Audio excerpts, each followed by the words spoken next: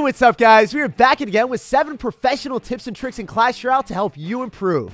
These tips and tricks will take your game to the next level, giving you more positive elixir traits and a higher chance of winning games. Of course, this series takes a ton of time to create, so if you guys enjoy it, make sure to leave a like on the video. Subscribe for more content just like this in the future.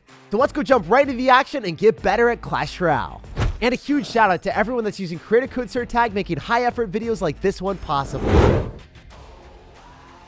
Tip number 7 absolutely destroys Graveyard. If you quickly drop your Knight or your Valkyrie along with skeletons in the middle, you're not going to be able to defend the Graveyard skeletons on the outside of the tower. And usually what happens is a couple skeletons spawn in the front or the back that your Valkyrie and skeletons just can't reach, and you'll take a ton of damage. But if you drop your skeletons off to the right-hand side or left-hand side on the outside of the tower while your Valkyrie cleans up the inside skeletons that are spawning from the Graveyard, those annoying skeletons that your Valkyrie or Knight has to chase usually will just get eliminated by your skeletons, giving you a much easier cleanup. In the example that I showed, you save 300 damage at tournament standard.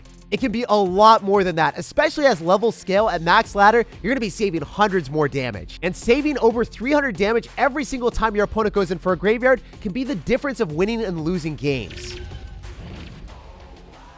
Whenever you're playing against Dark Prince, if you drop your unit late and you drop it really far away, the tower can finish off the Dark Prince's shield, so your unit can lock directly on top of the Dark Prince's health. This is especially noticeable when you're playing P.E.K.K.A. If you drop your P.E.K.K.A. in the middle, a lot of times it will waste its first shot on a Dark Prince's shield that is about to die anyway. But if you're patient with your P.E.K.K.A. and you drop it far back enough, you will always hit the regular Dark Prince instead of wasting your shot on its shield.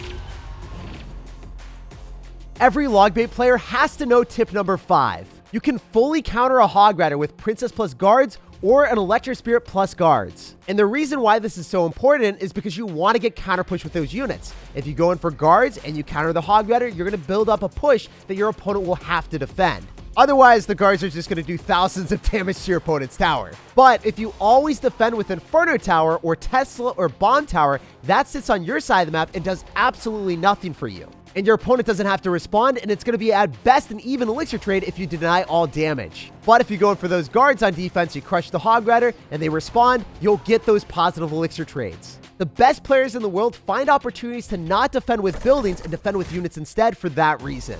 So knowing that you can get away with taking absolutely no damage by dropping your guards plus princess or guards plus electro spirit will get you a lot more juicy positive elixir trades.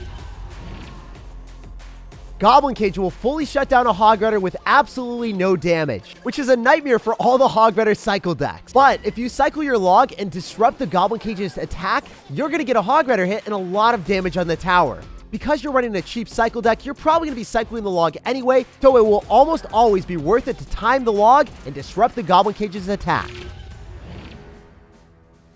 If you play Logbait or anything with Princess and Dark Goblin, you need to start activating King Towers. Lots of ladder plays Bandit Bridge Spam, and if you use either your Princess or Dark Goblin combined with any Spirit, you can activate King Tower with these placements. It doesn't even matter if you drop your Dark Goblin or Electro Spirit first, no matter the order, you can always activate King Tower. And after you activate King Tower, the defenses are going to be so much easier for you. Tip number 2 is probably one of the most important tips that I could give you guys. If you play a cannon deck, you need to know this. You're probably sick and tired of losing to Hog Rider Earthquake because it's the most played deck in the entire meta right now, and this tip will save your butt.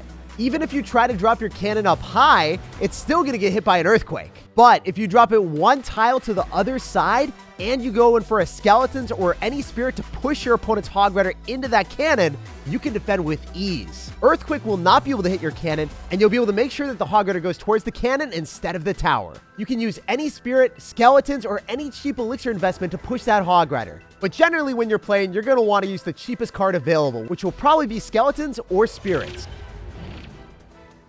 Tip number 1 is by far my favorite. Out of 106 cards in Clash Royale, Archer Queen has been the strongest for a long time. And it's time to change that. You can catch your opponent off guard by sniping the Archer Queen with a Bandit. The Bandit's dash is quicker than the Archer Queen's ability activation, making so that they don't have any time to react. Usually, they'll waste their ability and think that the Archer Queen is completely safe. Since they relied on the Archer Queen to survive, they won't have a proper counter in hand, and they'll be left defenseless. So then the Bandit will dash again, giving you an even better positive elixir trade. A huge shout out to Zeraldo for showing me this tip. He's been able to surprise people top 200 in the world with this Bandit Dash, which means that no one is safe from the Bandit.